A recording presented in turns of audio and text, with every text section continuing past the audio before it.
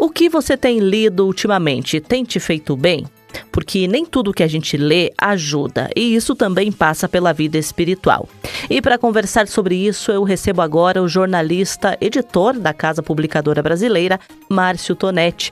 Feliz sábado, Márcio, que bom ter você por aqui. Olá, Patrícia, olá, ouvinte. Eu também fico muito feliz de poder conversar com vocês aqui e desde já agradeço pela oportunidade, viu? Márcio, em uma publicação recente, você trouxe uma ideia muito interessante, que é a necessidade de um filtro para aquilo que a gente lê. Por que a leitura não é neutra, Márcio? A gente sabe, né, Patrícia, que a leitura, assim como os conteúdos audiovisuais também, traz histórias, ideias, valores que vão moldando a nossa visão de mundo. Por isso que ela não só estimula o cérebro, fortalece a memória, enriquece o vocabulário, amplia o repertório, que são aspectos muito importantes, né?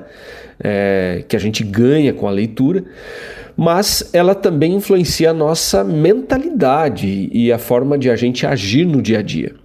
E eu creio que todos nós concordamos que é inegável o poder que os livros têm, tanto para o bem quanto para o mal, porque ao longo da história, bons livros ajudaram a formar grandes referências, né, que deixaram um legado positivo para a sociedade.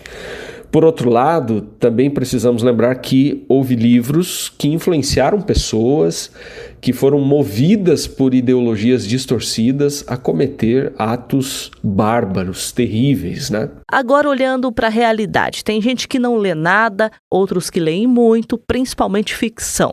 E na sua visão, o problema hoje é falta de leitura ou falta de direção no que se lê? Penso que hoje, na verdade, a gente está lidando com esses dois desafios, né?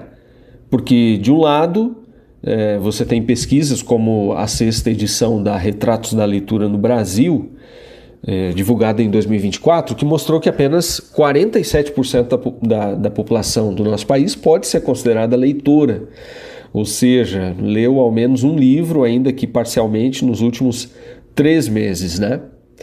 Agora, por outro lado, em contextos assim, alguns esforços para formar novos leitores, para incentivar a leitura, podem acabar relativizando a importância do conteúdo, e isso também é um problema, né? Sabe aquela ideia de que o importante é ler, não importa o que, né? Não importa o que se lê. E muitos, inclusive, hoje têm buscado leituras que despertem emoções intensas, funcionem como uma espécie de fuga da realidade, dando preferência a obras de fantasia, ficção científica e terror, só para citar alguns gêneros que têm se tornado bastante populares. Entre os jovens, cabe a gente mencionar também narrativas sobrenaturais, romances com relações poliamorosas também estão em alta, né? E eu acho que esse é um ponto que merece atenção, que merece a nossa reflexão. E na vida real, como a pessoa percebe que uma leitura tem feito bem ou não? Ao responder essa pergunta, Patrícia, eu não vou levar tanto em conta aquelas leituras mais técnicas, né, que a gente faz na carreira profissional ou como requisito acadêmico, no caso de um estudante, mas especialmente as leituras que são feitas nas horas de lazer, nos momentos vagos, né? E aí eu creio que os principais aspectos a serem considerados são primeiro, se a leitura aproxima a gente de Deus; segundo, se reforça valores bíblicos; e em terceiro lugar, se contribui para a edificação do nosso caráter. Eu acho que esses 3 aspectos são muito importantes, né? Também vale a gente se perguntar o seguinte: será que esse livro realmente vale o meu tempo, que é tão precioso? Talvez por eu já ter passado ali um pouquinho dos 40 anos, é uma fase da vida em que a gente pensa muito se aquilo que nós estamos fazendo vale a pena, né? Se vale o investimento de tempo que eu estou colocando ali. Então eu diria que para o cristão a leitura ideal não é só aquela que entretém, mas é a que aprofunda a compreensão das Escrituras, que fortalece a vida devocional e amplia a nossa visão missionária. Agora, trazendo para a vida espiritual. A Bíblia fala sobre ocupar a mente com o que é bom.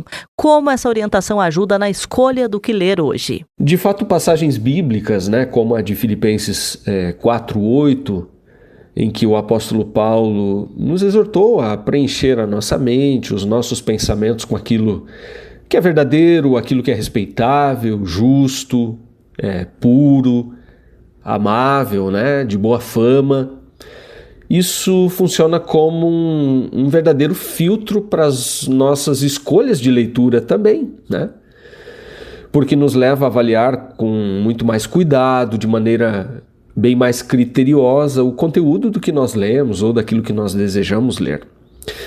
Em vez de consumir qualquer material, em um mundo de tantas informações, né, nós somos convidados a priorizar livros que fortaleçam a fé e preservem a pureza moral.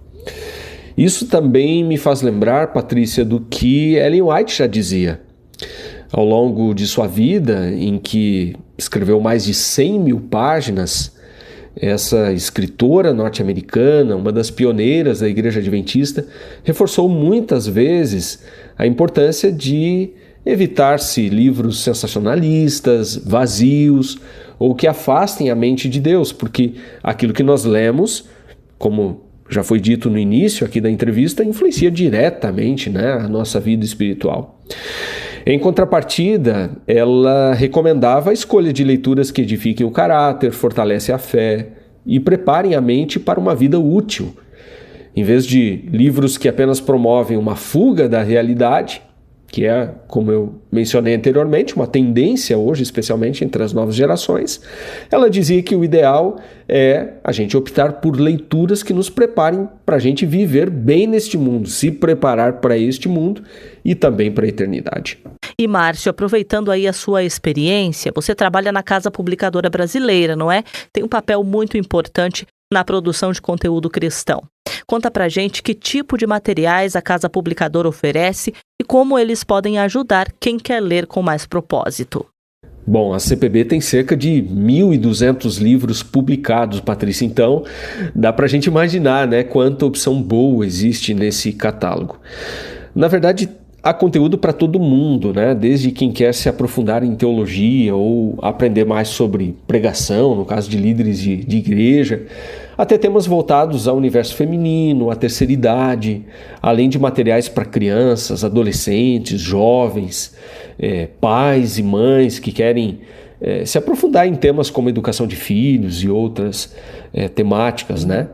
E para quem gosta de boas histórias e biografias inspiradoras, como é o meu caso, também não faltam ótimas opções.